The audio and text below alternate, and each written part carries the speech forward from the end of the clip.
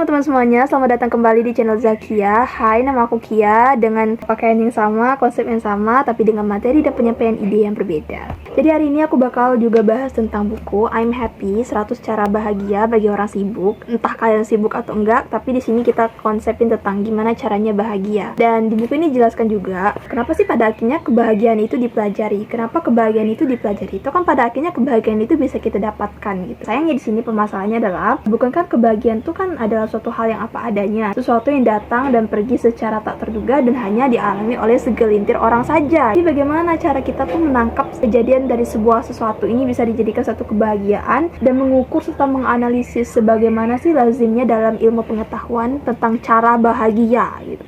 Nah, kenapa pada akhirnya itu kebahagiaan itu tetap harus kita pelajari? Nah, karena masalahnya itu di sini guys, gak semua orang itu mempunyai kemampuan berpikir positif, gak semua orang itu optimis, gak semua orang itu dapat kejadian atau kegiatan yang mengenakan, dan gak semua kegiatan itu menghasilkan suatu kebahagiaan. Di sinilah kita belajar gimana sih caranya kita itu memaksimalkan apa yang sudah benar, memaksimalkan apa yang bisa kita melihat dengan sisi yang baik dari seseorang itu, dan mengapa sih pada akhirnya itu tuh bisa berjalan, dan bagaimana caranya agar ini tuh bisa bekerja jauh lebih baik lagi. Itulah mengapa kita tetap harus mempelajari bagaimana caranya bahagia. Yang pertama, kita melihat dari sisi latar belakang manusia itu sendiri, karena nggak semua orang itu berpikiran optimis, nggak semua orang itu punya hal-hal yang baik dalam hidupnya, nggak semua orang itu positif dalam hidupnya, dan nggak semua orang itu bahagia itu. Jadi di sini kita perlu mempelajari gimana caranya bahagia untuk memaksimalkan apa yang sudah benar dengan melihat sisi yang telah bekerja dengan baik dan mengapa hal itu berjalan, dan bagaimana caranya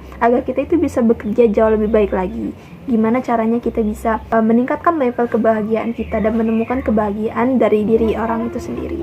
Nah, kebahagiaan ini tuh juga perlu kita pelajari supaya kita tuh semua orang tahu dan senang bahwa kebahagiaan itu merupakan sebuah tujuan yang bisa dicapai dan bukan sesuatu yang samar dan ditentukan oleh hal-hal di luar jangkauan mereka. Itulah mengapa kita tetap harus belajar gimana caranya bahagia supaya kita tetap yakin bahwa semua manusia itu bisa bahagia, bahwa kebahagiaan itu bisa kita capai dan bisa kita jangkau, dan kebahagiaan itu bukan sesuatu yang samar yang terjadi secara tak terduga gitu. Kebahagiaan itu bisa kita buat, kebahagiaan itu bisa kita ciptakan, dan kebahagiaan itu bisa kita temui dan kita capai.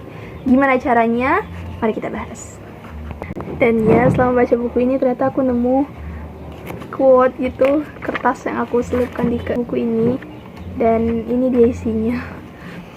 Pesan dariku untukku. 1. Kebahagiaan itu bukan tentang bisa mendapatkan semua yang kamu inginkan, tapi tentang mensyukuri apa yang kamu dapatkan. Benar, karena kita tuh kan merasa kalau kita itu bahagia ketika kita udah cukup punya banyak uang, kita merasa bahagia ketika kita udah bisa dapat ini, kita punya itu, dan lain sebagainya.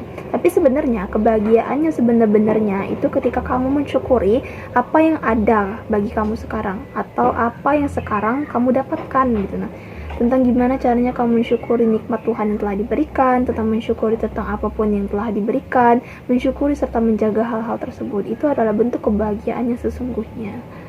Terus yang kedua, semua di dunia ini gak ada yang bermasalah kalau kamu gak menganggapnya masalah.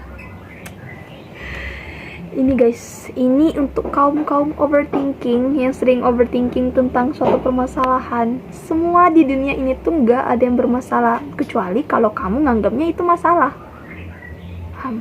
Ini benar. Sebenarnya sesuatu dalam hidup kamu itu nggak ada yang bermasalah, tapi karena kamu nganggap itu jadi suatu masalah, karena kamu nganggap hal itu ribet, karena kamu nggak terbuka pikiran kamu dan kamu nggak mau menerima hal tersebut, jadinya sesuatu itu jadi bermasalah. Misalnya sekedar kamu lagi ngerjain tugas gitu, sebenarnya nggak ada yang salah dari tugas ini, dan dosen ini atau guru ini menjalankan tugasnya selayaknya seorang guru, selayaknya seorang dosen, dan tugas ini juga mengajarkan kamu untuk mempelajari ulang materi tersebut. Tapi apa yang bermasalah ketika kamu menganggap kalau soal ini sulit, ketika kamu nggak ngerti cara ngerjainnya, dan ketika kamu malas untuk mengerjainnya. Jadi yang awalnya soal ini nggak ada yang salah apa-apa, jadinya bermasalah karena kamu menganggap ini tuh suatu masalah.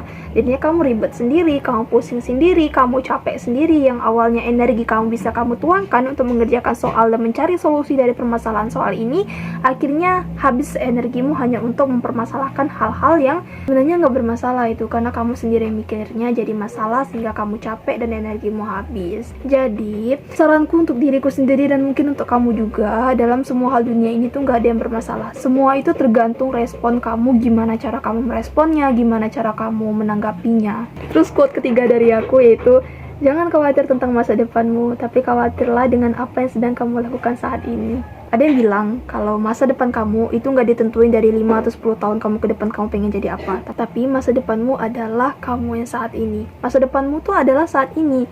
Apa yang kamu lakukan sekarang itu akan menentukan masa depan kamu. Jadi jangan bilang atau beranggapan kalau nanti aja deh aku malas-malasan aja saat ini. Atau kan masa depan nanti aku baru akan jadi gini, aku akan gini-gini, lagi gini, lain sebagainya. Enggak. Masa depan kamu itu ditentukan dengan apa yang kamu lakukan sekarang. Apa yang kamu lakukan sekarang akan menentukan masa depan kamu. Jadi jangan khawatir tentang masa depan kamu, tapi khawatirlah dengan apa yang lagi kamu kerjain sekarang. Apa yang sedang kamu lakukan saat ini. Baca dulu, bener nggak yang kamu lakukan saat ini itu udah bener belum? Refleksi diri dulu, apa yang kamu lakukan ini udah bener belum? Gimana kamu mau mencapai cita-cita kamu kalau pada akhirnya kamu tetap rebahan di kasur gitu, nggak produktif, scroll media sosial terus, buang-buang waktu terus, nunda terus. Gimana kamu mau mencapai tujuan kamu kalau